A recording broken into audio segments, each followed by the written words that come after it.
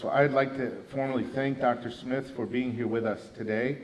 And it's a very great privilege that as the bishop I can host and welcome her to the diocese, and that we can host this conference on the 50th anniversary of a very important and significant encyclical in the life of the church, particularly in its introduction to the transformation in society. In a sense, I think that Humanae Vitae is one of those key documents which can mark both historically the turning point from the modern age into the postmodern age. And a little more on that later, but also historically, but then also pastorally, and how to respond to the church's needs and the needs of the faithful from the modern age now into the postmodern age. And I think Humanae Vitae, as an encyclical of Blessed Pope Paul VI, really did lay the groundwork in more ways than one for all that followed with John Paul II, and continues to happen today in the ongoing teaching and magisterium of the church. So it's an important anniversary for us to celebrate.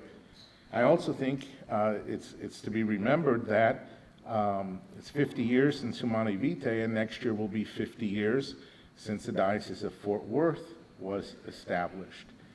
Yes, it's exactly, and I think that all of the historical anecdotes that Dr. Smith shared with us from that time call to mind that also, in a sense, our diocese was established sort of in the midst of a lot of that turmoil.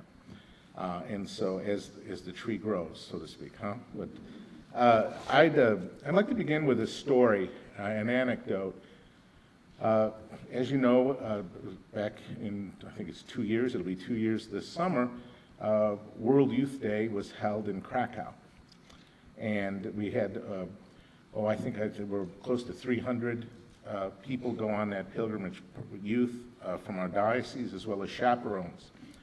And it was a wonderful time of grace. It was held in Krakow, Poland, and also with time in Rome and time in Wadowice, which was the birthplace and childhood home of St. John Paul II. So I think we're still seeing the fruits of the grace of that trip. And while there, I had a chance to catch up with a couple of priest friends of mine that I hadn't seen in a while. And just the story is this priest friend of mine and I, we were able to get away for a little bit in the afternoon, and we went to lunch just to visit and catch up, and was in a little more of an area that wasn't so crowded. All right, it was the most common question asked was, where are you from? And the least common question was, what religion are you? And so by everybody, you're not, right? So we were visiting, we were catching up, and as we left, we went to the tram, and we went to wait for the tram at the station. It's a neighborhood. It was kind of quiet, and sitting there on the bench, waiting for the tram to come, was a young woman, a mother, and she was holding an infant in her arms, and she was bottle feeding the infant. Looked like a little girl, but I'm not to label, but it was a pink blanket. I don't know, but anyway. And then also, there was a little boy who was about 4, I would guess 3 or 4, and he was coloring, but he was sort of kneeling down next to the mother, but on the ground, and he had his paper on, he had his Crayolas, and he's coloring very intently. And then there was another boy, his brother, who was about 7, and we're watching this, and sometimes you can learn more when you don't know the language. I think that's a sort of a paradox. So the 7-year-old starts touching the Crayola in the 4-year-old's hand, just kind of right at the right time, make him go out of the lines, and the little boy's getting irritated, and the mother looks up and she goes, just like, and nods, and 7-year-old kind of unhappily goes and stands at the pole. It was right there, just kind of stands there, which I took to be the Polish translation for timeout. All right? So much, and then, she continued feeding the baby, and the little guy was watching, and the 4-year-old kind of looked up, and again, my Polish is rough, but he said something to the 7-year-old, which I think could be translated as na na na na na na na. And to which the mother looked down and went, like that, and he went back to coloring. And then she went back to bottle feeding the baby and started cooing to the baby. And then soon the father came and we all got on the tram. When the church teaches, she teaches as a mother. She teaches as a mother authoritatively, with an authority that is organic to her being as the body of Christ, which is rationally explained, but is founded in grace, the grace of faith. And she teaches universally, but she does not teach uniformly.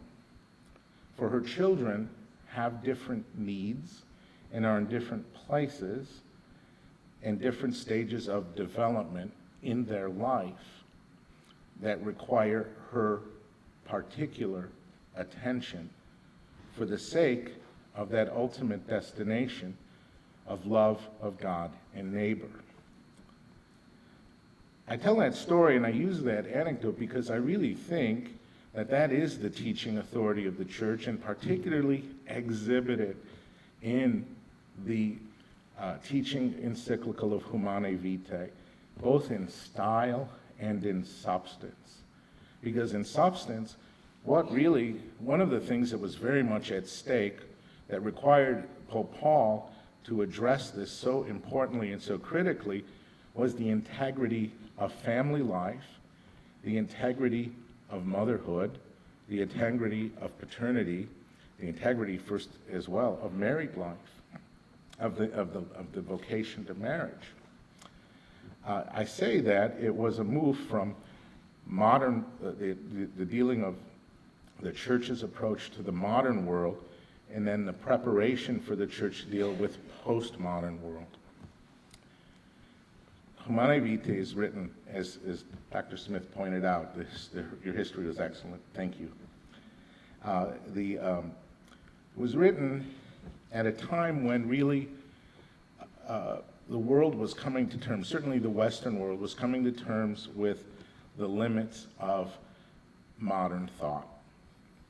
Because you're only 20 years after the end of the Second World War, where we have a nation that had the highest culture in modern life, the best science, strongest philosophy in universities, a strong culture of order, entirely embrace genocide. Confident in the modern world's arrogance about progress. That progress will always resolve every issue that we have. And if there's any issue, even morally, we can resolve it technologically.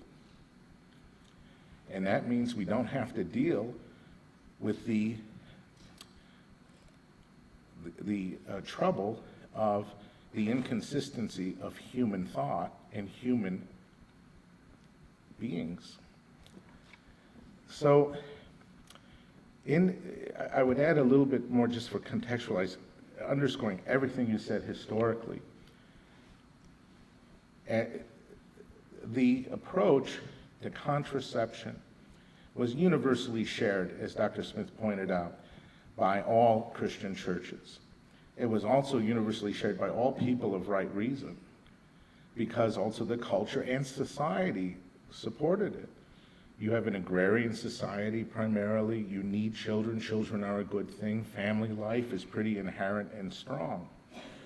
People know themselves only in the context of a family, a sense of belonging.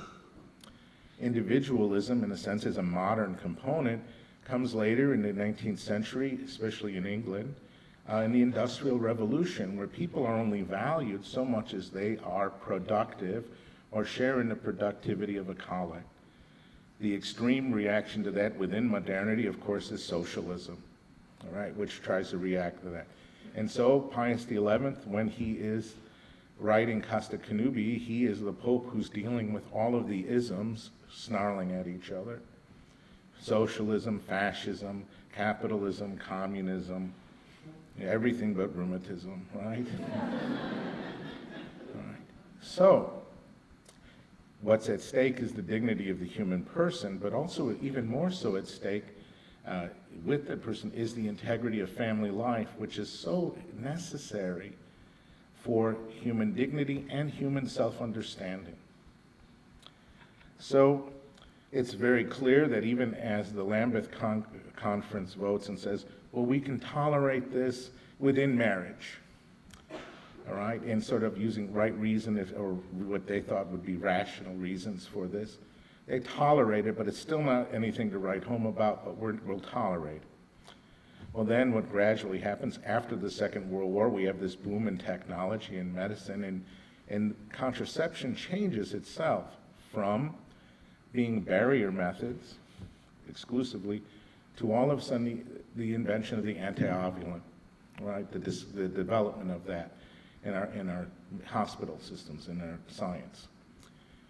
Well, at the same time, we have the questions certainly within the Western world, in the United States, the idea of what about taking Pius XI's talk on in Casta Connubii, that it's the responsibility of each married couple to determine with the natural means the size of their family, given economic reasons and everything else, again, particularized, using their right judgment and prudence.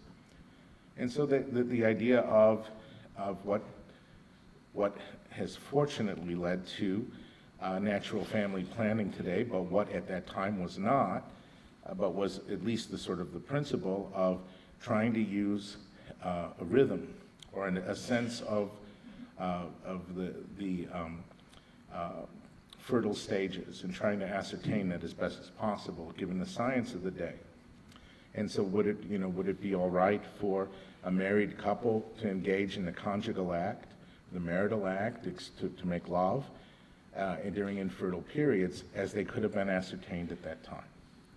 And the answer was yes, of course, because no one's holding something back. It is not self-directive. It's not taking, it's offering. So the anti-ovulant comes along, and the question then comes to moral theologians who are using a manual tradition, in other words, with a very narrow understanding of natural law, sufficient up to that time, but technology is changing a lot of things that it causes a rethinking. And so the anti-ovulant comes to question is this: does an anti-ovulant contraceptive pill, does it extend the infertile stage, or is it an act direct of contraception? A very honest question, I think. And you have, I think, parish priests primarily, and couples, when they're hearing confessions, they're giving time saying, well, we do allow, and it makes sense to allow in the infertile stage, but is this an act? So the trouble comes up, and they use the best judgment they have at that time for married couples, and they basically say, it seems to be that this is an extension of the infertile stage. Most of them. Okay. Again, not aware that there's a big shift in the technological growth and also our scientific knowledge that's still taking place. So I was, Karol Wojtyła, now St. John Paul II, he wrote that philosophical text in 1958 because he was dealing with the communists and a stark materialism of communism. And so philosophically, he was addressing the question, all right, so that beyond just simply the narrow manual traditions, which, not to get too deep into the weeds here, but to say, their natural law tradition in the manuals was influenced by the theologian Suarez, who had a narrow understanding of natural law because it wasn't that important at the time, or at least it's important, it wasn't that urgent. And what he said basically is this: I would say that human physiology plus God's will equal natural law. It's too simple. What that equation does, it takes away the focus on the purpose of sexuality and the purpose of life, which is ultimately our ultimate end of love of God and neighbor. And so it sort of truncates it. And then the focus becomes more upon the law and the positive act of the will, right, to choose something. Either freedom then becomes, do I follow the law or do I not follow the law? And my conscience determines whether freedom wins out or my conscience wins out, all right, or the law wins out. My conscience and my free conscience, which do you follow? All right, in the sense of that, and to have good reasons not to. This sets the seed for what becomes known as dissent in the old system. Well, your conscience doesn't follow that. You form it as much as possible, but that's just one voice, and it sets a big mess. As you rightly point out, 30 years after Humanae Vitae, I don't think I could have, when I was studying moral theology, you could not find an edition of the moral theology journals, Studia Moralia, etc., the other academic journals. You cannot find one edition on a monthly basis, I think, or a quarterly basis, that did not have an article on dissent and obligation and assent. What does dissent mean? What is infallibility? What is this? Strangely enough, it's based on a theological system that turns us more inward, right? And Herring and Father Curran especially adopted the system called proportionalism, which is really just utilitarianism. It's a natural law without recognizing the integrity of the act and the free will. So hence the mess is upon us. Pope Paul, as he says in the encyclical, he talks very early. He says, when the evidence of the experts had been received, as well as the opinions and advice of a considerable number of our brethren in the episcopate, some of whom sent their views spontaneously, while others were requested by us to do so, we were in a position to weigh with more precision all the aspects of this complex subject. Hence, we're very deeply grateful to all of those concerned. A complex subject. Complexity is a hallmark of the modern world. In other words, you have compartments and in specialization in compartments. Here is biology. Here is sociology. Here is theology. Here is philosophy. And each one looks at the expert as a separate, unrelated dimension with the other, apart from the integrity of the entire thing. That's modern world. That's modern thought. It's modern approach to education. And it leads really to breakdown. So he addresses this not as, if you will, a stack of compartments and trying to balance this out. Rather, he looks at the thing as in itself. He looks at married life and not just simply the particular act of the conjugal act, apart from the integrity and totality of married life.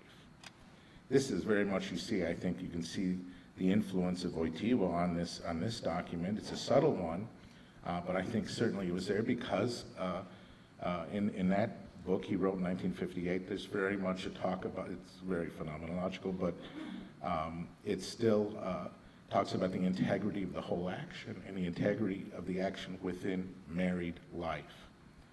All right, within the two-in-one enfleshment, within the sense of there's one unity, a harmony here, and not just simply a contract between individuals about particularly licit actions. And so the document then, of course, this encyclical is written, and so true, the results, if you will, of the commission were never meant to be public. Right? That was never meant to be public. It was meant to be counsel, which the Pope took seriously. But counsel is not in itself the totality of prudence. It's counsel, judgment, and then command, right? All integrated. In other words, a decision. And the Pope has the keys, not the commission. All right? And so that's a very important thing. And so what became very apparent then simply is that, as he pointed out at the end of the encyclical, he called on theologians. He said, I realize in a sense that the systems that we have are in many ways inadequate to bring this about. But I'm counting on you to do that. All right, the systems, in other words, as I would think it, is to return to a sense of the integrity of moral action, virtue, and ultimately a system of basically that recognizes the ultimate end of love of God and neighbor that orients all of our actions by which we can gauge whether an individual action is right or wrong, as modified by circumstances that can only make a good action become bad, but can never make an inherently bad action become good. Now, after the council, after the manuals, in a sense, have passed away as far as guides for moral theology, we're kind of left with, well, what do we do now? And there's just four systems that really developed at that time. One was proportionalism, which in a sense was an attempt to systematize some sort of parish, like the judgment of a confessor or something, saying, well, the lesser evil to move someone towards the higher, from something that's less evil to move something to someone who is to a point of more integrated, true, and good action, and it was a disaster, right? Because it's absolutely, it's impractical. So, for example, a proportionalist statement, I remember having this discussion. I gave a talk back in the days when I did other work for the church, but gave a talk, and this system was, proportionalism was rightly rejected by John Paul II in Veritatis Splendor, his encyclical on moral theology, because it denies that actions in themselves can be good or evil, right? In other words, that proportionalism held that you couldn't say that one action in particular was always bad. And so, impossible is what they said, that circumstances could make any action in some situation become good. And that's a nice theory, but it's absolutely impractical, among other things. And so I remember kind of making this point and citing, and afterwards, someone came up to me and he said, isn't it true that, and I said, basically they say, you can do evil to achieve good. And so someone came up to me and said, well, isn't it true that proportionalists say that proportionalism doesn't make that claim? And I said, well, I think Richard McCormick made the claim.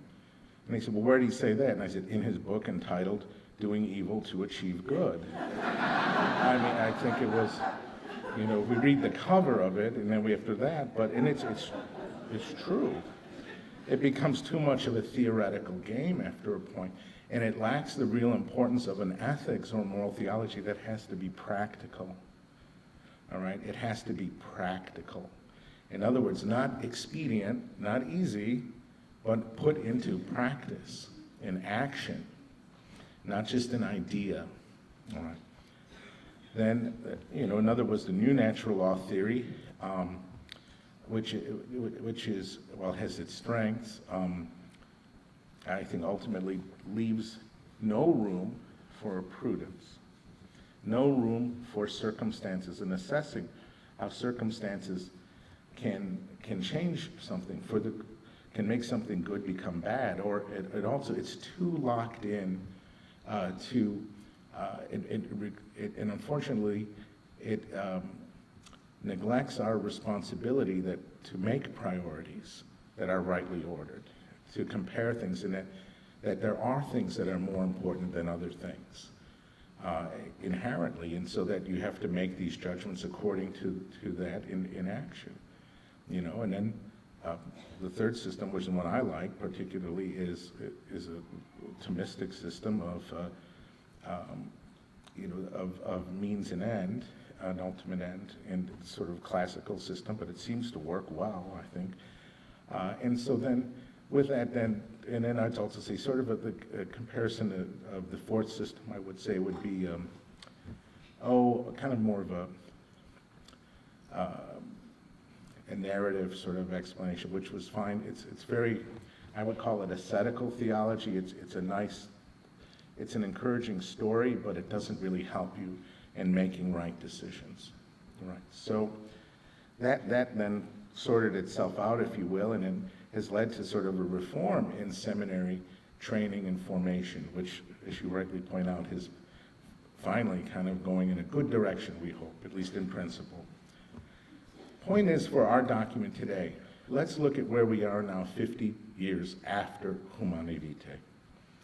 All right, now we've had, of course, John Paul II's pontificate and his strong pontificate and his strong writing of encyclicals, Veritatis Splendor, Evangelium Vitae, all of them, having to do with the integrity of the human person and the dignity of the human person. And everything really comes down to the human person with John Paul II, made in the image and likeness of God, in a strong development of a theology. His encyclicals, though, in a sense, you compare them to even Pius XII, who wrote a lot of encyclicals. John Paul II, you could tell, was Pope during the invention of the word processor, because they're books. All right. Now, we say, well, yeah, that's good. It's different in the style of papal teaching. Paul VI's Humanae Vitae, it's not very long. The previous principle, really, of papal teaching was it's better to say nothing than to say something prematurely and to say something badly. All right, and so even Pius XII had longer documents, but still nothing this way. That's unique, I believe, to John Paul II's particular place in history because of the shift that was occurring from modern world to postmodern world, and having to write a systematized framework by which we can then discern in the postmodern world. But in light of 2,000 years of moral tradition, it's not Matthew, Mark, Luke, John, and John Paul II, right? It's not, right? It's always part of the living teaching tradition of the church that unfolds, and it's the magisterium, the teaching as a mother, teaching with principles, but teaching the gospel first and foremost. Where are we now in society is precisely that fragmentation that Paul tried to address of modernity has now given way to, that's the norm. If there is a norm, if you want to call anything a norm in the culture anymore, all right? We no longer have to argue about whether or not women can be priests. We have to argue whether or not women should be women. No, I'm serious. That is, I'm sorry, I wish it was funny, but it's not. Now I laugh when I say it's not funny, but you should read my email, right? So That's precisely where we're at, is that the ground is itself fragmented. And so, I think then that this requires us to return. You see, we're the church, okay? Now, the church is not a product of human reason. It could not have been invented by anybody else but Christ. And it's not invented, it's established. And so it's established, and we're in it by our baptism, by our Eucharist, and by our confirmation. We are in it, and we are transformed and changed in it. Now, we can make a full formal act of the will and say, I don't want to be a part of it, but it's not Christ who's taking his promises back. It's irrevocable. Now, can we live absolutely in nonconformity with it, and do we get in a lot of trouble? Yes, it's called eating your condemnation, St. Paul would say. But Christ never gives up, and we have a responsibility to do our best to teach as the church in the way that people can hear and understand to the extent that that is possible. And I think one of the things that's more important to us today, it's almost as important as our authentic proclamation of the faith, is our authentic proclamation of right reason. We're living in a post-rational society, which is a very dangerous place to live in, by the way, because then narrative runs the day. Story runs the day, more than truth, more than fact. You can change the story, you can change the timeline. Who's telling the story? Where do we get our information, right? We get them from fragmented blogs. That's a problem. Oh, but I read a good blog. I read a Catholic blog. What makes it Catholic? Well, it quotes documents and it quotes scripture. The devil quotes scripture. Right. This is a particular challenge, I think, 50 years after Humanae Vitae that I have as a bishop. Right? I face it on a daily basis. Right? I often think about that maybe the church was right on the development of the printing press being a bad idea. But anyway, it's certainly because the internet and social media, people say whatever they want to say, and there's an availability of texts that people can interpret according to whatever hermeneutic they have, and as long as they have a blog, have at it, right? This is more than just a curiosity for me. It's my responsibility as the bishop, because when I was ordained, and before I was ordained, I took the promise to teach authentic Catholic doctrine. I took my promise of obedience to the Holy Father. Now, teach, govern, sanctify. They all go together. When I try to teach, as I'm doing, fulfilling that, I immediately have people coming to me saying, but I read on this blog. Right. That's a blog. Right. Oh, but it's Catholic. Yes, yes, yes, yes, no, yeah, no, yes. Okay. Technology, see? All right, there we go.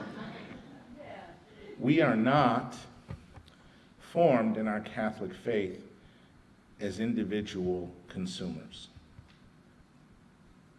There is no marketplace of ideas for the authentic teaching of the church. Now, we can think bishops do a bad job. Oh, they do. Everybody does. Lay faithful aren't hitting 300 these days either, though. You know? Nobody's hitting 300 right now. We have to call to mind again that metaphor of how the church teaches authentically. Because how she teaches is as important to what she teaches, because Christ is her model. And how he taught was essential and integral to what he taught, as is evidenced by the cross. Otherwise, we run the risk of looking at the church's teaching in complex compartments that can have no other reference except self-interest, especially given our dominant culture. And so it takes humility, and it takes a sense of prayer, first and foremost. It takes our active participation in the sacramental life of the church, right? And it takes patience, right? But perseverance. Otherwise, we look at the church and the church's teaching as an outsider, just as we look at Christ. The world looks at Christ. You know, it's like Time magazine, whoever, social media, whatever. They can only understand the church as an outsider, and it makes no sense. Absolutely no sense. It's like Good Friday. Pilate, who asks cynically, what is truth? Puts before the people who have stopped being a people and are on their way of becoming a mob. And crowds and mobs never do good things in Scripture. They murmur, they're faithless, they kill people. So Pilate puts in front of them two people. He says, here's Barabbas, here's Jesus. They look alike, kind of. The Romans don't like them. They don't like the status quo.